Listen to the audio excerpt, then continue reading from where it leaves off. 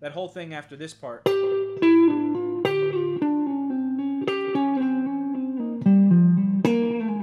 And then he kind of slides off that from that 8th fret on the D string. So the whole thing.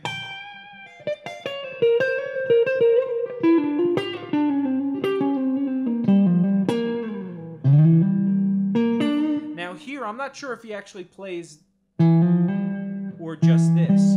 So it's the 7 to the 10 on the A string, or you could, again, throw in, legato-wise, throw in that 8th fret. So, kind of, again, when you do it this fast, you don't even hear some of these notes, but...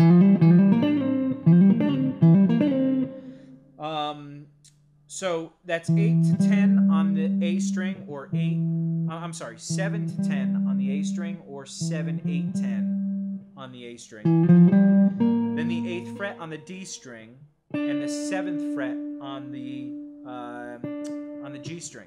Now, if you look at that shape right there, again, it's your root, minor, 3rd, and 5th of G minor. It's just a G minor arpeggio.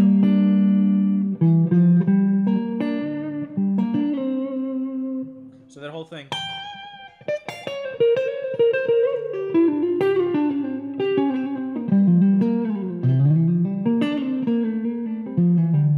Now, then when he slides down from the 7th to the 5th on the G string, he gets back into that legato pattern of, which was at the beginning when he did this lick.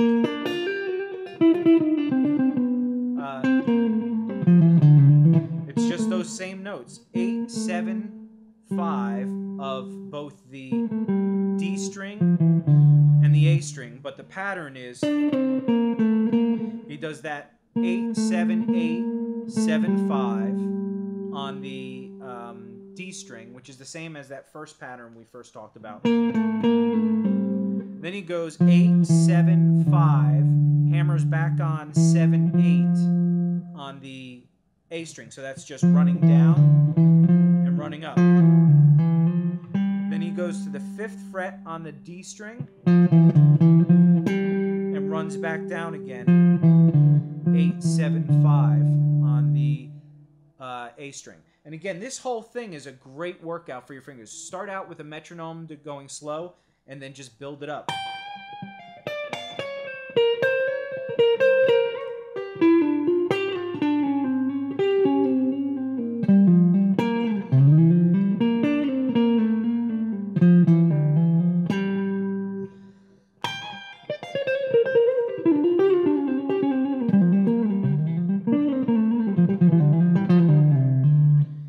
Slides down from that 5th fret to the 3rd fret and hammers back on the 5th fret of the A string. Then he slides with the first finger up to the 7th fret, and he hammers on to the 10th fret, all on the A string. Then he plays the 8th fret and pulls off to the 7th fret on the D string. Then he starts doing these slides with his first finger to the 10th fret back to the 8th fret, so to the 12th fret to the 10th fret. So, and he only picks that first one. But for the sake of hearing these notes, I'll pick them all. So 8, slide from the 5th fret to the 10 back to the 8, hold that note. Then you slide up to the 12 to the 10, hold that note. Then you go to the 14 to the 12, hold that note. And I think he was meaning to hit the 17th fret, which would be the root, and back down to the 14th fret. Or actually, if this is being played over C at this point, that would be the 5th to the major 3rd. But instead, he kind of overshoots it, I think, and goes to this 18th fret and slides back down to the 14th fret. So the whole thing sounds like this.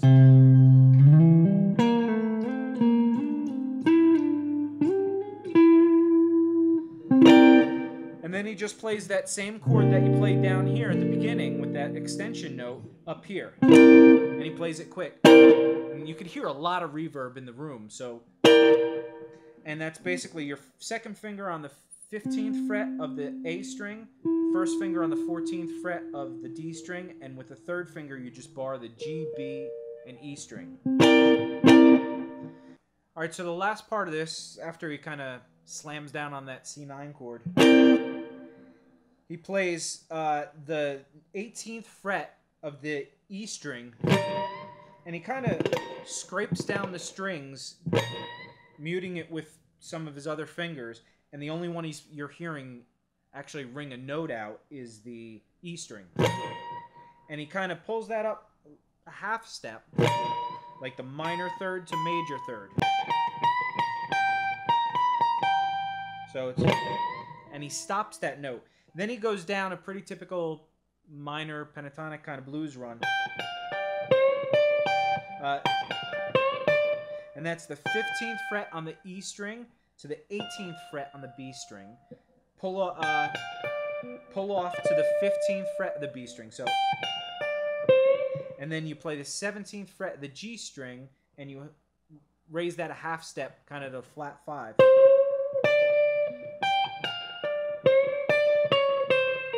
And then you just walk down, you raise that a half step, and then you play the 15th fret of the B string again, and walk down the scale with the flat 5 in it from the 18, 17 to 15. So that whole thing is.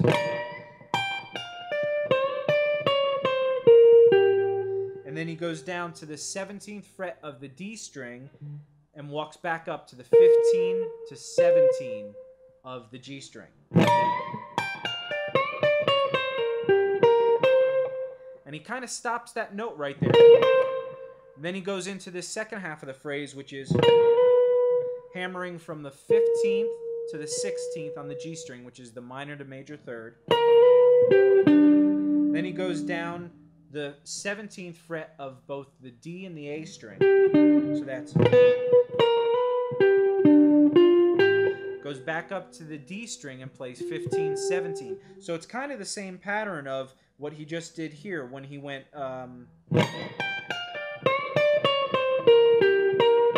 he went down there, back up here. Now he does this pattern. So he does that same thing.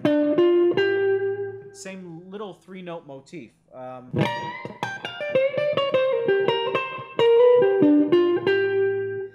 Then when he gets up to that note, the G note, on the 17th fret of the D string, he pulls off from the flat 5 to the 4 on the 16th to 15th fret on the A string.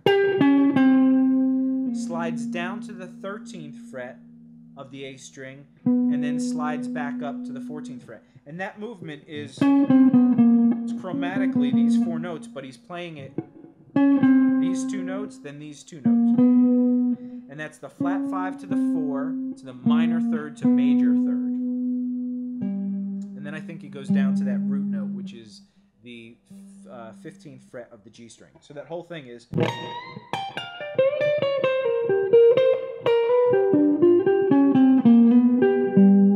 And actually, instead of going down to that G, he goes up first an octave to the 17th fret on the D string, then down to that 15th fret on the E string. So...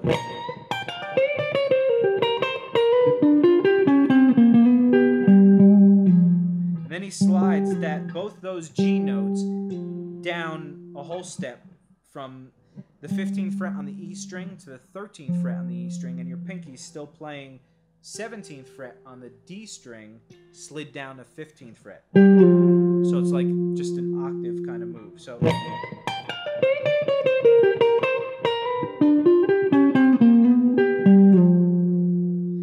then he does this kind of bluesy movement where the notes are moving opposite one another.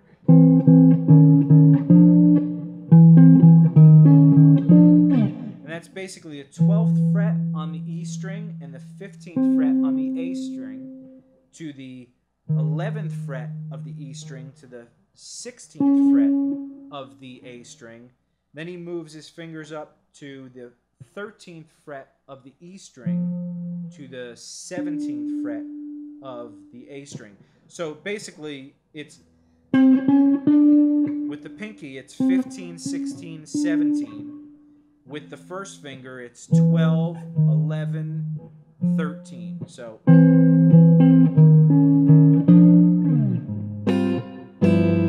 And then he goes down to these chords, which is just a dominant chord. But it's up a half step. So you're playing an A flat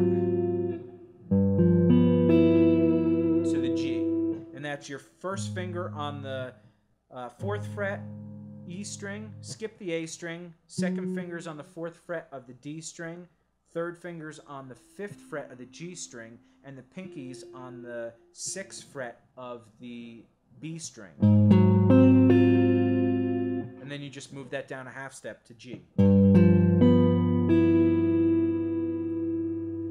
So that's the whole thing. And again, if you really look at what's going on, it's all pentatonic stuff with major, minor, third thing going on and flat 5.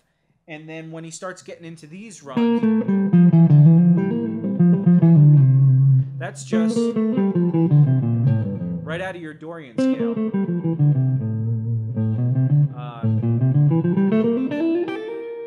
So these notes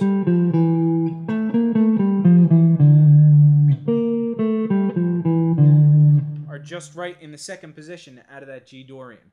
And that's pretty much all he's doing. And like I said, I would take this slow, learn the notes, and then work it up with a metronome and really just start practicing that legato stuff and make sure you're hearing each note at the same strength as you. And it's going to start hurting your fingers if you're not used to this stuff. It does mine all the time. And then I start realizing that I'm pressing too hard on the strings and I should just lighten up and maybe turn the amp up a little or something. But you really want to try and build up that strength so that you can really hear those notes coming out. Or you can cheat and put on some distortion and it'll come out a lot easier. So anyway, I hope you guys liked that lesson. I thought it was really cool. I love that kind of legato stuff anytime I hear a lick like that. In fact, the other day I heard an old video that Tom Quayle was playing. I forget what it was, but I might throw that lick up there. It's a real simple kind of arpeggio kind of thing that he does. And it's like 2 arpeggios and a few legato notes, but he plays it so fast.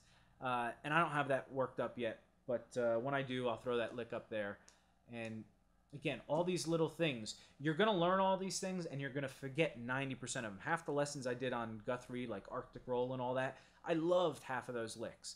And I hardly play any of them. But every once in a while, it'll creep into my playing a lick that's similar to that. And I'll go, oh yeah, man, that was from this video. So, so keep playing, keep practicing, and we will see you on the next video. Check out guitarbreakdown.com. I keep saying it's going to be up. I'm really trying. It's just, there's so much work, and I'm trying to get to it. No excuses. Next up, this is going to be, hopefully this turns into like a 3-part lesson. I don't know how it's going to edit together, but next up is another, I'm going to do Guthrie Govan's Bad Asteroid, the lead line, the melody line. A lot of people have been asking about that. And then I also actually have had a lot of requests for John Mayer stuff. And we're going to do what I think is really a good solo by John Mayer, which is his Bold as Love, the Jimi Hendrix cover. And I think it's just, there's not a lot of trickery or anything going on. He just gets a really good tone, and he really works a lot of these notes. So that's coming up soon too. So I hope you guys stick around. Oh, and there's also another Scott Henderson lesson, which I'm really into, and it's editing right now. So hope you guys enjoyed this, and we'll see you on the next one. Thanks.